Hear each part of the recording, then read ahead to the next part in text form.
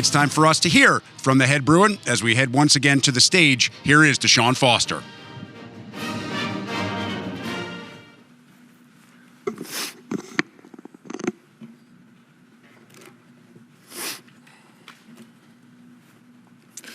Good afternoon, everyone. Before I begin, I would like to thank Commissioner Petiti and the entire Big Ten Conference on their ongoing support and leadership. I also want to acknowledge the outstanding support from our administration at UCLA, particularly from our Chancellor, Dr. Julio Frank, and our Athletic Director, Martin Jarman. And to my staff and everyone in our program who has worked tirelessly both on and off the field to support our success of our student athletes. Their vision and dedication are unending and truly inspiring. To my wife, my children, parents, and the rest of my family, none of this will be possible without your support through this incredible journey. None of this. Well, everyone, I'm back. Last year, I stood up here and reminded everyone that UCLA is in LA, which looking back might have been the most obvious geography lesson in Big Ten history. But you know what? Important things are worth stating clearly. We are in LA. And we're proud to be in LA. And this year, we're ready to show the Big Ten what LA football looks like when it's firing on all cylinders. That moment speaking to you last year taught me a valuable lesson. Authenticity resonates more deeply than perfection. Our players saw me being human, and it brought us closer together. We've been joking about it for about a year now. The players know that that same genuine approach is how we coach, recruit, and build this program. Speaking of building, we've had an incredible year of progress, and I mean incredible. When I took on this job, I inherited a program with tremendous tradition and immense opportunity. We're not just committed to restoring UCLA football, we're committed to evolving in this new era of college athletics. Our recruiting has been outstanding, and I mean outstanding right now. We've brought in young men who understand what it means to be a Bruin, academically excellent, athletically gifted, and committed to being bigger than themselves. They're joining the community that will challenge them intellectually and develop them athletically and prepare them for success on and off the field. One thing that they get to do is compete in the Rose Bowl, and that's the most iconic venue. Everybody knows the Rose Bowl. We get to play there every week.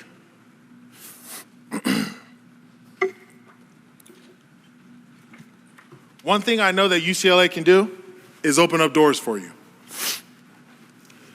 I know this personally. UCLA opened doors for me as a player and ultimately brought me back home as the head coach. That's the kind of lasting connection that UCLA creates. Our players have embraced this vision. They've worked incredibly hard this offseason, not just in the weight room and on the field, but in the classroom and the community. They understand that being a Bruin means excellence in everything you do. Our program is built off 3 pillars: discipline, respect, and enthusiasm. Now, these aren't just words on the wall. It's the framework in how we expect our players to conduct themselves on and off the field. Discipline and preparation in academics and in how you represent the university. Respect for teammates, coaches, opponents in this game we all love. And enthusiasm, a genuine passion for competing, for learning, and for being part of something special.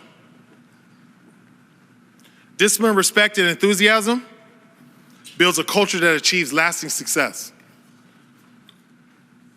Today, I'm fortunate to have 3 young men with me who are perfect examples of what it means to be Bruins in this new era.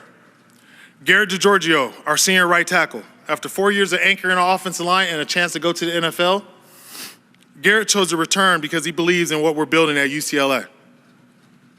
John Vaughns, our senior linebacker. After years splitting time between football and baseball, John chose to dedicate himself fully to our team, a sacrifice that has transformed his leadership. Nico Iyamaleava, our sophomore quarterback from Cali. He's an elite quarterback who chose to come back home and help build something special at UCLA. This Big Ten journey has been magnificent for our program. We're thrilled to be a part of a conference that has produced national champions these last 2 years. That's the standard of excellence we aspire to reach. Being surrounded by that level of success elevates everything we do.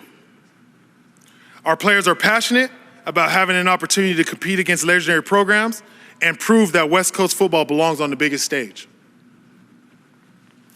We're not just focused on winning games.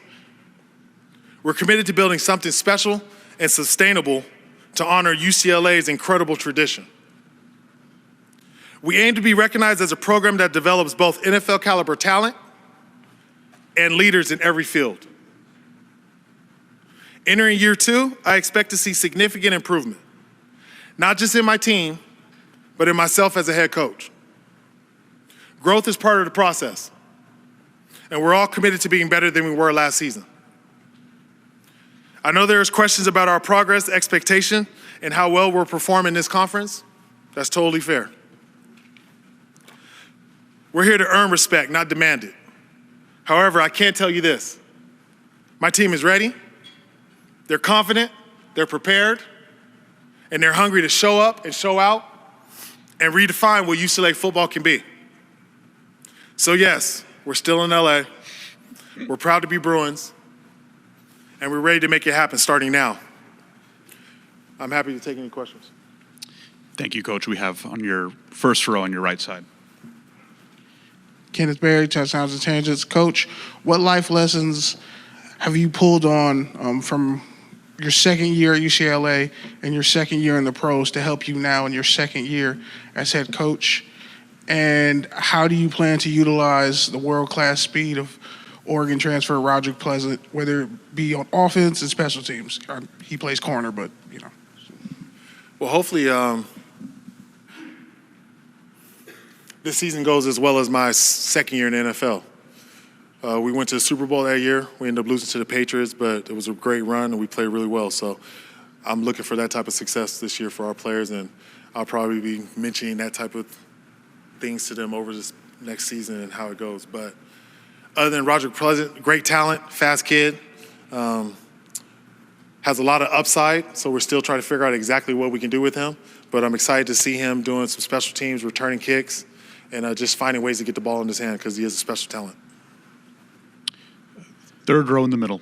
DeShaun, Hondo Carpenter on SI. Martin Jarman is one of the most respected young athletic directors in all of America, and he didn't inherit you, he picked you. Will you talk about working with him, that relationship, and his standard of excellence and what it's like to work in that environment with him? I'm just fortunate to have an athletic director that's been at the highest level and been to schools that produce at the highest level. So, you know, the expectations that he has, they're very high, and I just trust everything that he says, and I hold on to a lot of the words that he tells me. So we have a great relationship. I'm just fortunate that I have somebody that is in my corner and just supports me the way that he does. Coach, same row, third. Coach Jamal Madney, LA Fan Base Network, great to see you.